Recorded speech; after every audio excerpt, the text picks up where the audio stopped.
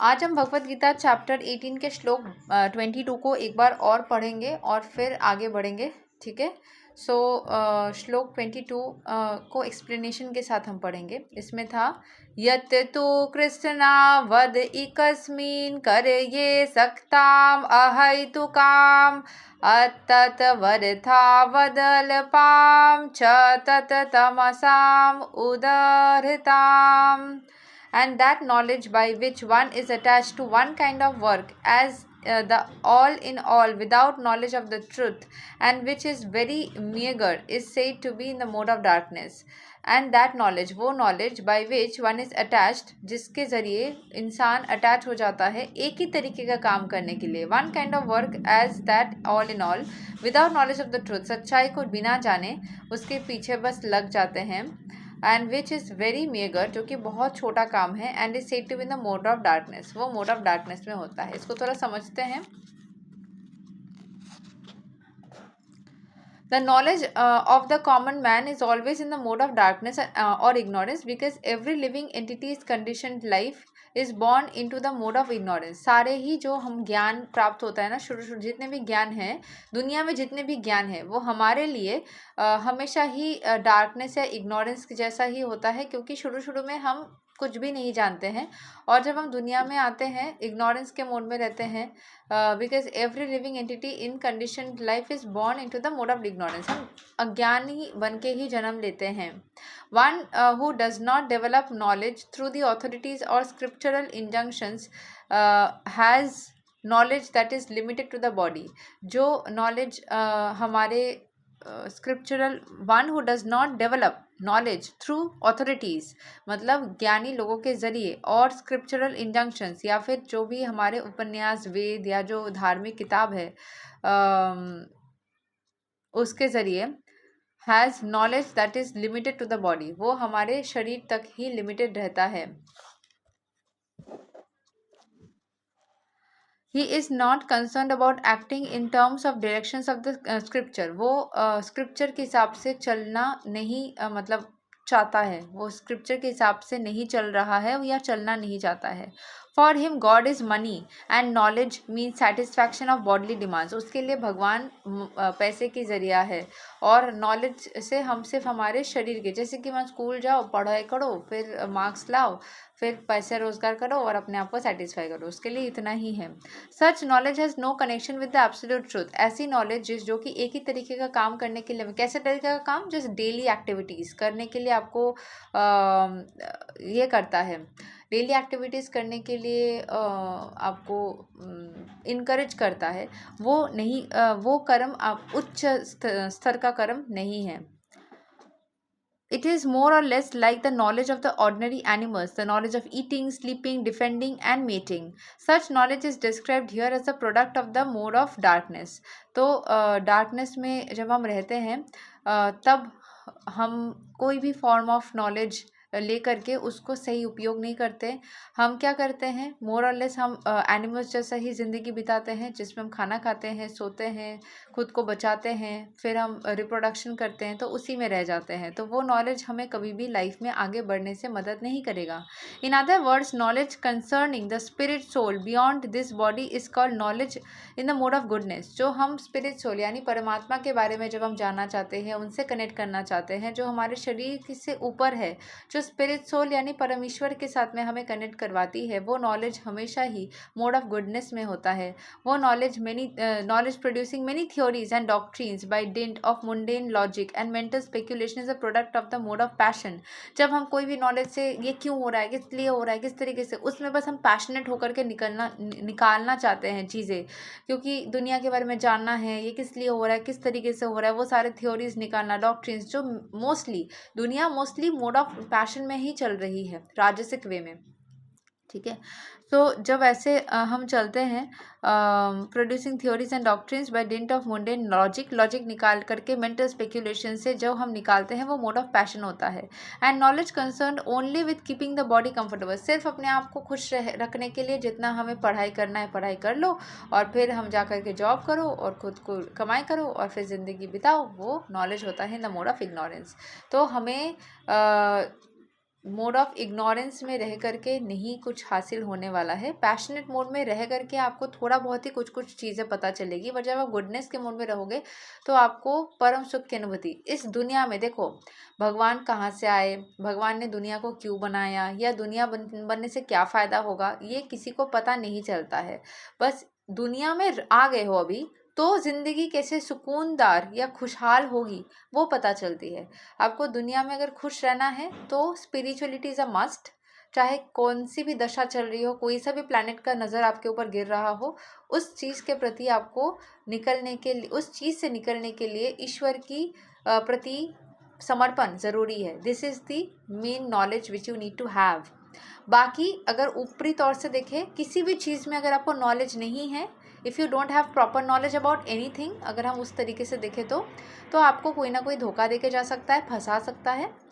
और अगर आप भगवान के भक्त हो तो चाहे कुछ भी, अगर आपको नॉलेज बाकी चीज़ों का नहीं भी है तो भी भगवान आपको बचा लेंगे, किसी ना किसी तरीके से आप उस सिचुएशन से निकल जाओगे।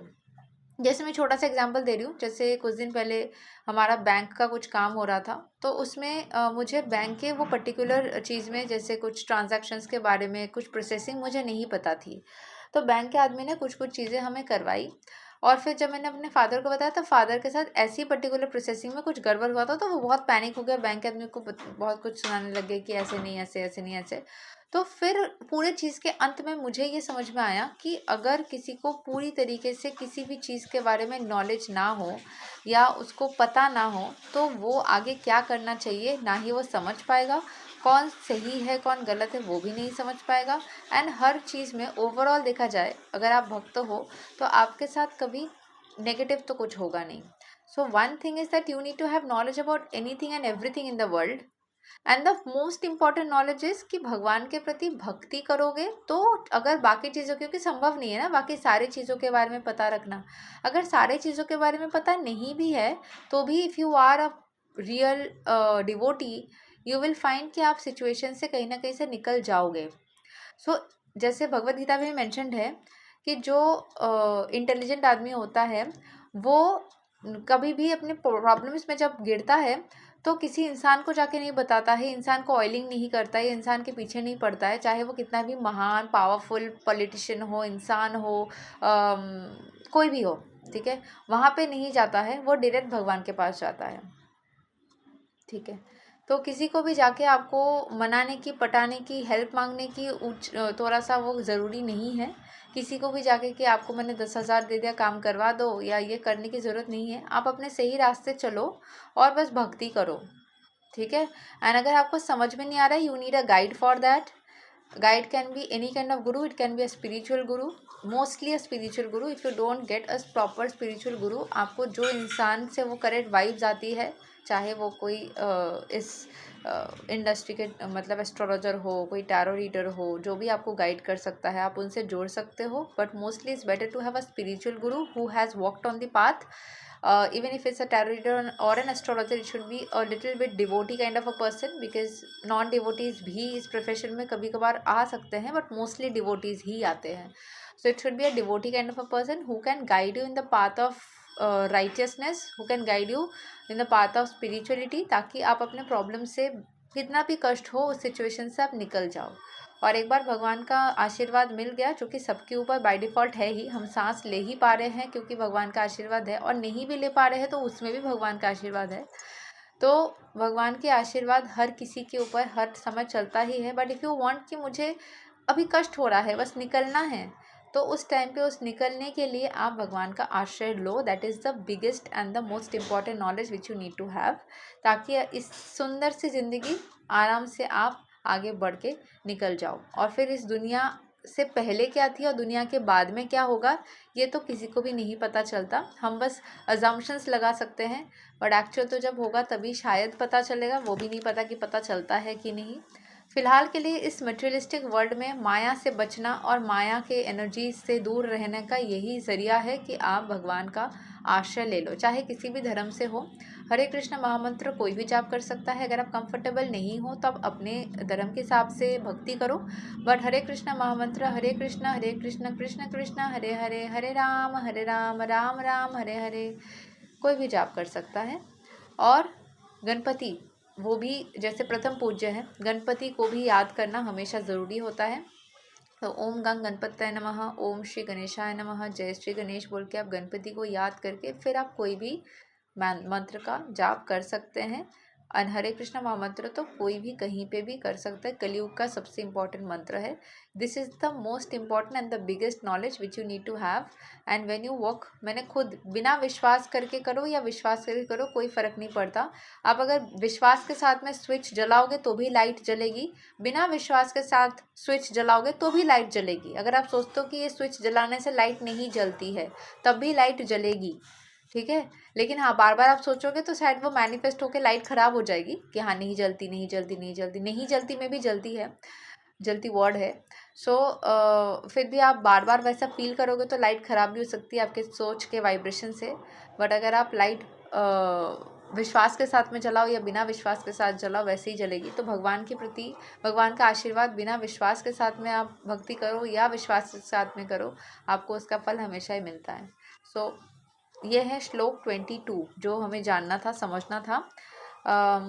हम श्लोक 23 से 25 तक थोड़ा ओवरऑल पढ़ लेते हैं। अगर इसमें से किसी को नहीं समझ में आता तो मैं नेक्स्ट डे एक्सप्लेन करूँगी। श्लोक 23।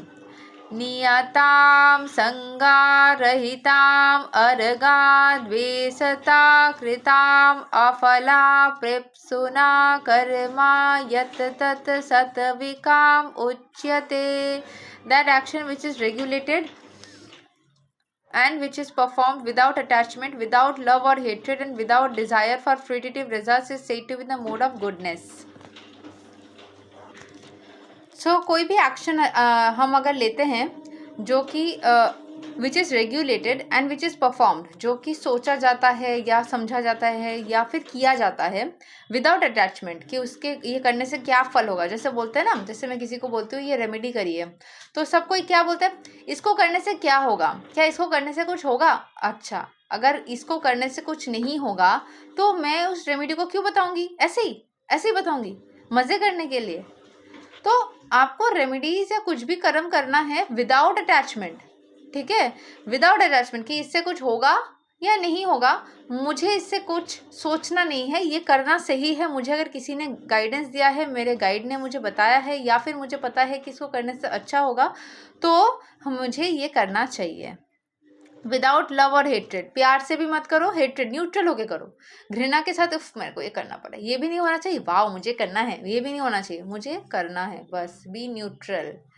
Without desire for fruitive results, कि इसको करने से मेरे को ये मिलेगा तभी मैं इसको करने वाला हूँ, नो, मुझे ये करने बोला गया है, ये मेरे लिए सही है और ये अच्छा है तो मुझे ये करना है, ठीक है। सो इस वजह से कोई भी काम आपको करना चाहिए, समझे। श्लोक 24। श्लोक 24। यत् तु कामेप्सना कर्मा सहन करेना वा पुनः क्रियते बहुलस्यासं तदरजसम् उदाहृतं, but action performed with great effort by one seeking to gratify his desires. जो हम कोई भी काम करते हैं जिसमें हमें कुछ चाहिए है, कोई भी काम करते हैं जिसमें हमें खुद को खुश रखना है, and enacted from a sense of false ego is called action in the mode of passion.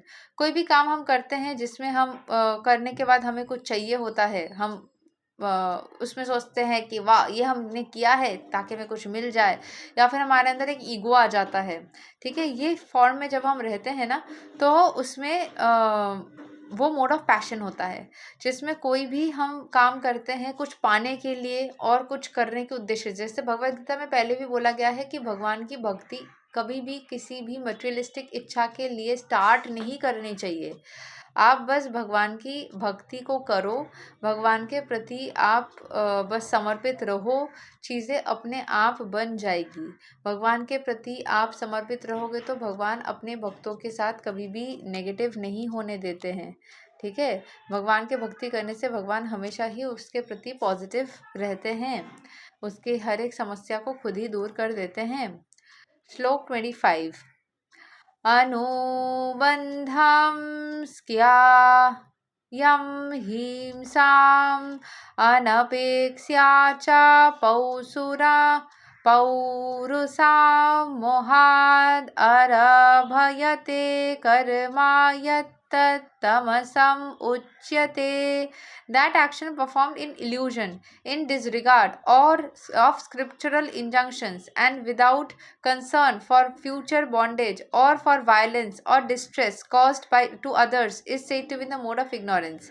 जो एक्शन हम illusion में करते हैं, क्यों कर रहे हैं पता नहीं, बस हमें कुछ मिल जाएगा, कुछ बढ़िया हो जाएगा, बहुत कुछ होगा, एकदम एकदम पूरी तरीके से इल्यूजन में, इन disregard of spiritual scriptural injunctions, जो वेद पुराण उपनिषद भगवद गीता किसी से भी वो चीज़ उसके साथ मैच नहीं करती. And without concern for future bond, इसको करने से क्या हो सकता है, कुछ गलत तो नहीं हो जाएगा किसी के साथ, फर्क नहीं पड़ता. और फॉर वायलेंस और डिस्ट्रेस, कोई कंसर्न ही नहीं है कि इसको करने से कोई वायलेंस तो नहीं हो जाएगा, कोई परेशानी तो किसी को नहीं आएगी, कोई बॉन्डेज तो नहीं बन जाएगा, किसी चीज़ से बहुत अटैचमेंट तो नहीं बन जाएगा. ऐसे हम ना सोचकर जो ऐसे ही करते रहते हैं वो मोड ऑफ इग्नोरेंस में होता है. कैसे काम, जैसे मान लो कि आप एक स्पेसिफिक फॉर्म ऑफ खाना खाते ही जा रहे हो, तो आपको पता ही नहीं कि इसको खाने से आपका जो है तबीयत खराब हो सकता है या कुछ ऐसा हो सकता है, आप बस उसको करते जा रहे हो. So that will be like in the mode of ignorance. ठीक है, आप कोई भी इंसान से बस बात किए जा रहे हो, दिन पे दिन, घंटे पे घंटे, टाइम वेस्ट भी तो हो रहा है, पता नहीं इससे हम अटैच्ड हो जाएंगे और आगे फ्यूचर है भी या नहीं, तो हम करते जा रहे. These are all the actions taken in the mode of ignorance. ठीक है, आज हम श्लोक 25 तक पढ़ेंगे, अगले दिन हम 26 से आगे कंटिन्यू करेंगे. तब तक हरे कृष्णा, राधे राधे, जय श्री राम.